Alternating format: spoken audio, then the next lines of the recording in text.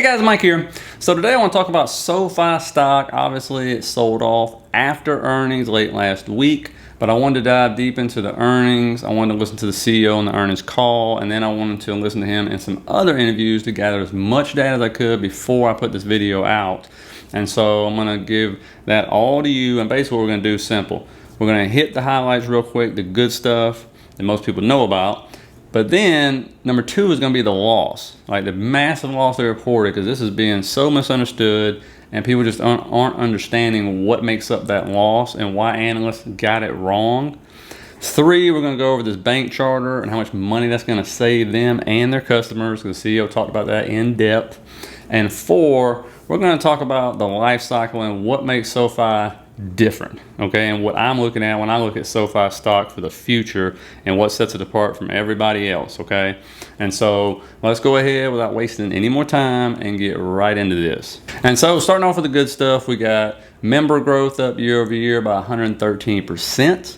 We got quarterly net revenue up 101% year over year. We got Galileo, which is their technology platform. The customers have almost doubled from 49 million a year ago when they bought them up to 79 million now, and they're growing that platform. Plus, they're actually going to be adding new things onto that platform to attract more customers, and it's profitable, by the way, so that's a good one. And it makes up about 20% of the business for them, and so that absolutely is critical. And then more importantly, they went ahead and kept this year's guidance and said they're going to reach 980 million in revenue by the end of the year. And so the reason why it's a big deal is because, don't forget, the student loan moratorium has been killing them, right? I mean, it's like they're losing on like 20 to 40 million dollars in revenue because nobody has to pay the student loans, and then it got extended, right, to go into 2022.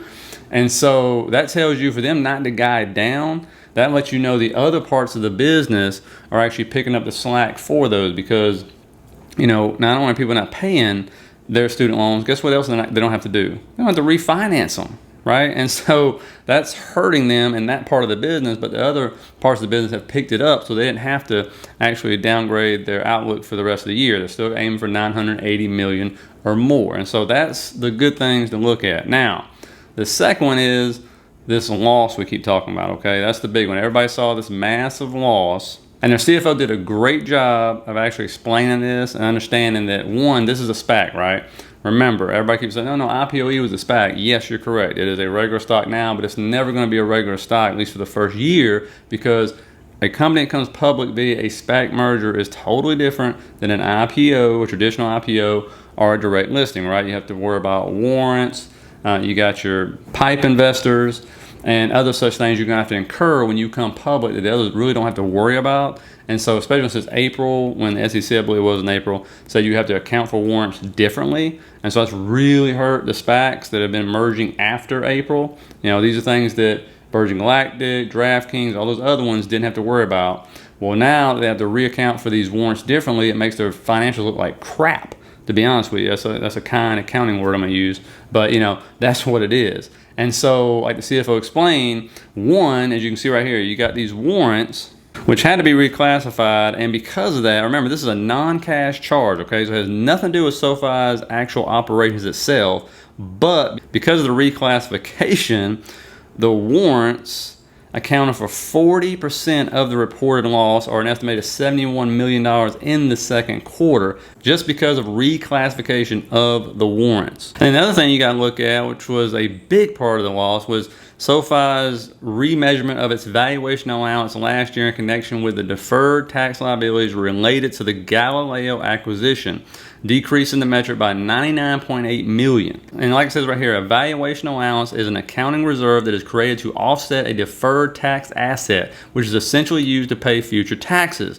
Decreasing the valuation allowance is a good thing, as companies do this if management becomes more confident that it can utilize those tax benefits in the future. In other words, SOFI has effectively increased its profitability expectations by doing this. And of course, the other one was the stock-based compensation and some other one-time fees. And as the CFO explained, if you took those out, or if the analysts would have actually done what they're supposed to do and configure those into their expectations, you would have actually had a 5.5 cent loss, not a 48 cent loss, and you actually would have beat the analyst expectations even without them putting this or considering any of this in their configurations, which of course there's only 2 of them doing it, and there's not many people covering SoFi, which is why.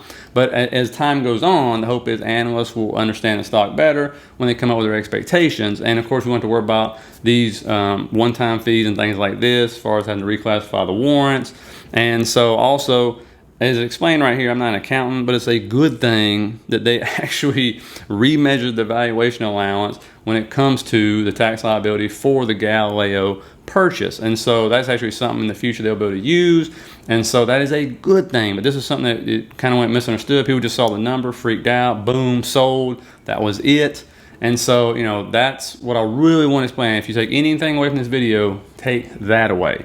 That's why I had to listen to, I think I listened to 5 different interviews the CEO gave to try to write down notes and understand it and listen to the CFO. And so that's the big thing, okay? Now, the third thing we're going to talk about, and I have my notes right here, is the bank charter, okay? The bank charter is a big thing because the CEO did a great job explaining this. SoFi right now, imagine this, is having to pay banks 2% interest just to borrow money to lend out to us, okay? 2%. And you know the amount of money they lend out. It's the millions, okay?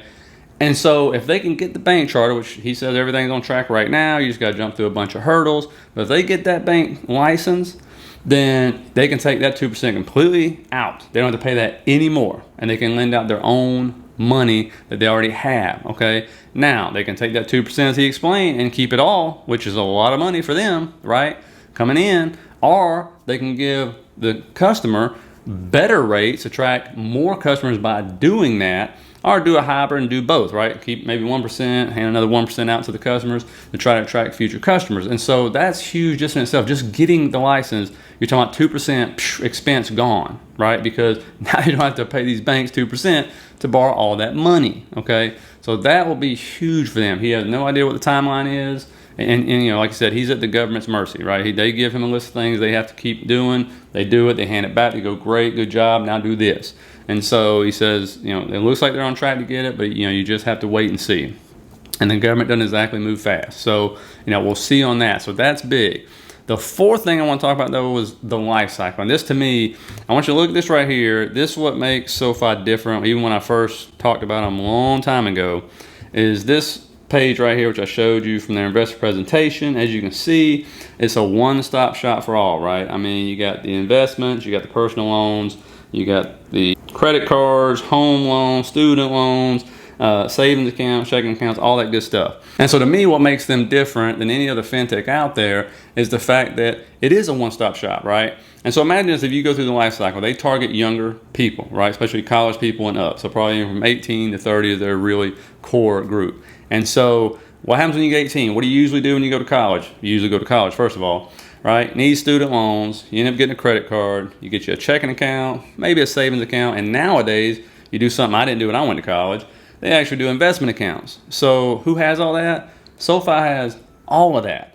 Now, when you graduate, what happens? What do you usually have to do with your student loans? You got to refi them because the government's charging you 8%. Well, as the CEO says, SoFi can give you 4%, right? So you can cut it in half. Well, if you're already a customer with them on all these other things, who are you going to sit there and refinance your student loans with? Well, it's going to be SoFi, right? So that's more money coming through the door. And so that's what I'm talking about when I say, and then of course what happens? You get an interview, you get a job, you move somewhere. What do you need to do? You need to buy a house, a condo, a townhome. Well, you already have a relationship with SoFi. Maybe you want to get a home loan with them. How about that? And so that's, to me, what makes them so different. And their investing platform, like you said, they're going to start adding on options. They're going to start having margin. You know, they don't give a timeline, but yes, that is on there. They have heard the request, and they're going to start doing that. And so, you know, that to me is a big thing. Like I said, their platform is set up for this, right? They know their customers' needs and wants. Like, if they have one credit card with them, they're gathering tons of data on these people. So they know, hey, you got a credit card with us, you know you can do this with your rewards. You can actually take your rewards from your credit card or this account. You can help pay off your student loans. You know, all kinds of stuff they do with it. And so that's what they're trying to basically build a relationship like the old time banks used to do with us. Well, that's what they're trying to do on the fintech side now, okay? And so, and as you go through life, you need personal loans. You need to refinance your home. Well, guess who's going to be there for you? SoFi, if you're with them. And so that's, you know, the attractive part of this company. But, you know, any SPAC, you've got to get through the first year, guys. You've got to get through this first year. It's going to be up and down. Just go back and look at Virgin Galactic's chart, look at DraftKings charts, look at any of them, okay? And so, but it's even rougher for SPACs now when they come public because of the way they have to reclassify their warrants now. So it's even rougher battle, those first, especially the first earnings call. But hope you got some out of it. If you did, please hit that like, subscribe button, guys. I really appreciate that. And I'll end up seeing you guys tomorrow.